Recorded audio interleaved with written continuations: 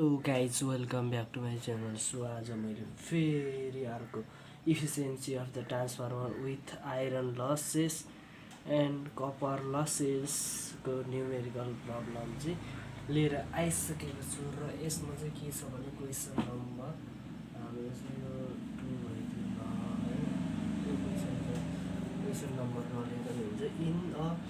in a 50 kVA 25 kVA 25 kVA and this was at 200 to 2000 to 200 2000 to 200 volt power transformer and iron losses of full loads copper losses are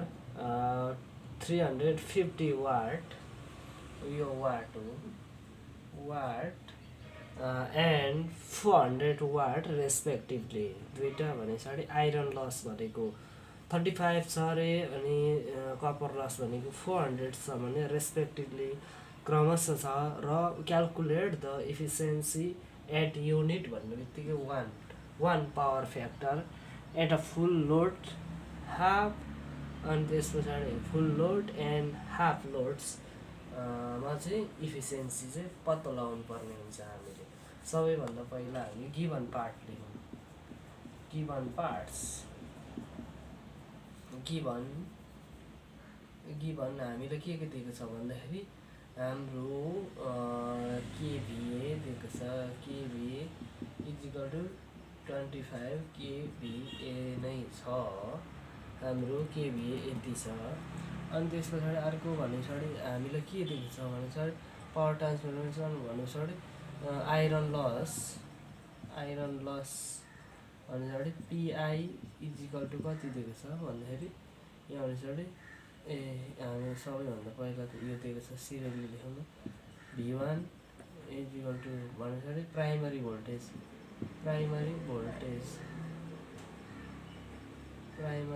voltage V1 is equal to 2000 volts and this is secondary voltage भनेको के छ V2 भनेपछि हाम्रो कति दिएको छ भन्दाखेरि 200 volt दिएको छ अनि त्यसपछि राइट नाउ सो अबको केसमा के हुन्छ आइरन लस पिआई भनेको 350 वाट हुन्छ लस भन्ने बित्तिकै वाट हुन्छ क्या लस भन्ने बित्तिकै पावर लस हो पावर लस भने पछाडि आइरन लसलाई भने पछाडि हामीले कोर लस पनि भन्नु सकिन्छ कन्स्टेन्ट लस पनि भन्नु सकिन्छ नि फेरि अनि त्यस पछाडि कपर लस पिसी भनेको चाहिँ कति दिएको छ त भन्दाखेरि 400 वाट छ हाम्रो 400 वाट दिएको छ अनि त्यस पछाडि हाम्रो calculate the efficiency of the power factor त दिनु परेको पावर फ्याक्टर भने पछाडि हाम्रो के छ पावर फ्याक्टर नै लेख्यौँ पावर फ्याक्टर चाहिँ हाम्रो चाहिँ के दिएको छ cos 5 हुन्छ यो भनेको चाहिँ हामीलाई 1 दिएको छ यो गर्दाखेरि हाम्रो इफिसियन्सी भने पछाडि के हुन्छ अनि सबैभन्दा पहिला फुल लोड फुल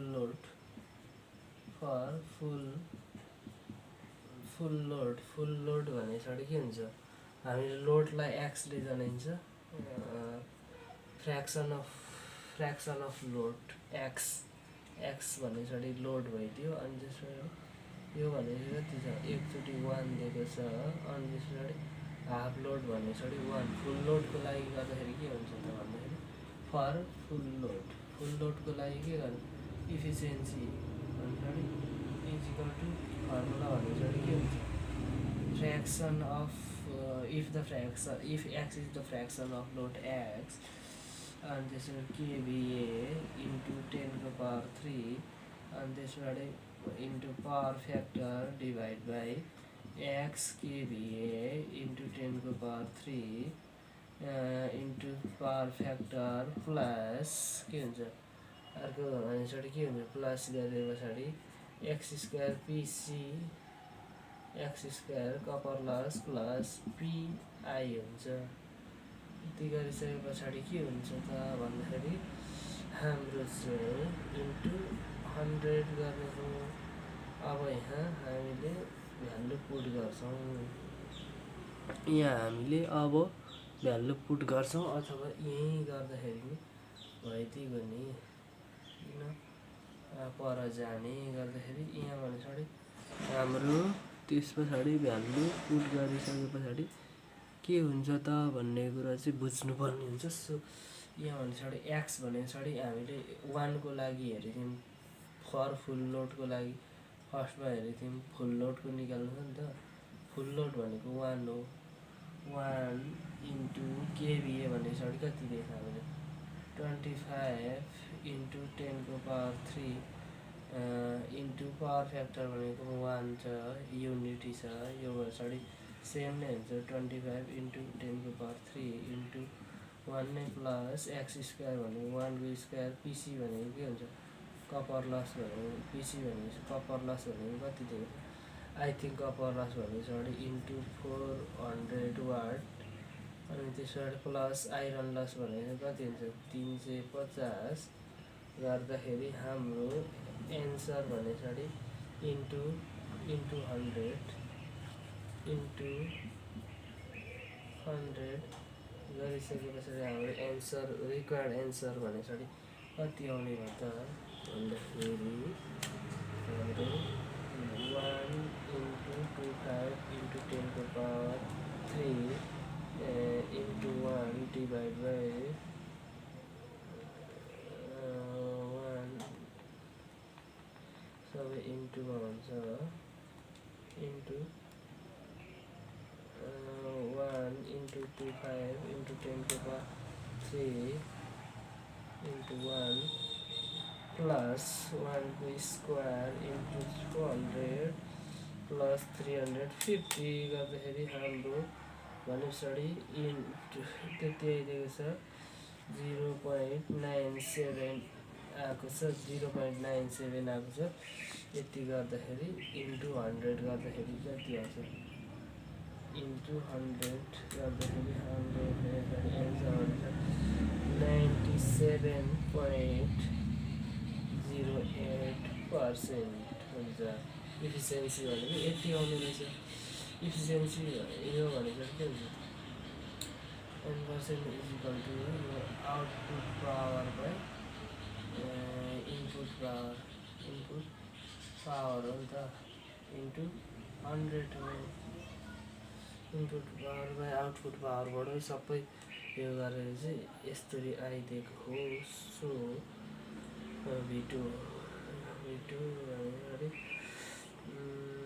सेकेन्डरी टर्मिनल भोल्टेज अनि त्यसपछि V2बाट I2 अनि फुल लोड करेन्ट हुन्छ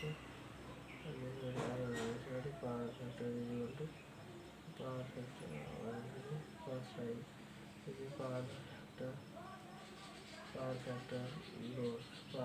अफ लोड त्यो लोडको पावर फ्याक्टर। सो यति आइदिसके पछाडि अब हामीले सेकेन्ड केस गर्छौँ फर हाफ लोडको लागि के हुन्छ त भन्दाखेरि यसकै ठाउँमा हामीले 0.5 राख्छौँ, यसमै के गर्छौँ यसलाई नै इक्वल टु 0.5 त्यहाँदेखि 1/2 राख्छौँ। एक्स इक्वल टु त्यति राख्दाखेरि के हुन्छ इटा इक्वल टु के हुन्छ भन्दाखेरि 0.5 इन्टु 25 इन्टु 3 इन्टु 1 बाई के हुन्छ भन्दाखेरि यो हुन्छ 0.5 इन्टु 25 इन्टु 10 को power 3 into power factor 1 plus 0.5 को होल स्क्वायर इन्टु 400 प्लस 350 गर्दाखेरि हाम्रो भने पछाडि हाफ लोडमा पनि हाफ लोडको इफिसियन्सी पनि हाम्रो कति आउने भइदियो त into psi गर्दाखेरि सरी 0.5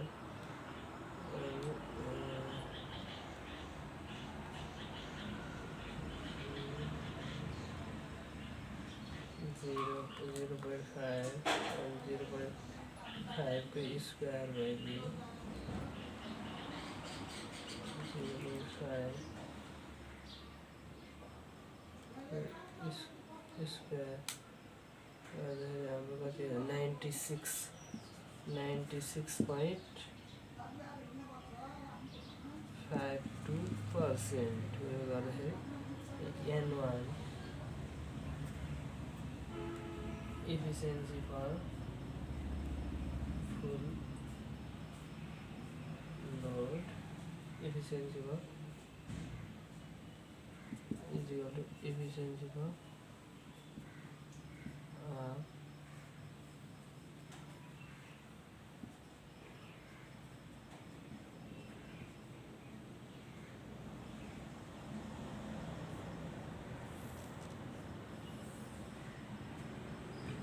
यस्तो भइदियो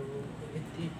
भइदिइसके पछाडि गाइड्स होइन के भन्छ हाम्रो यति एन्सर चाहिँ आइदिइसक्यो so thank you every once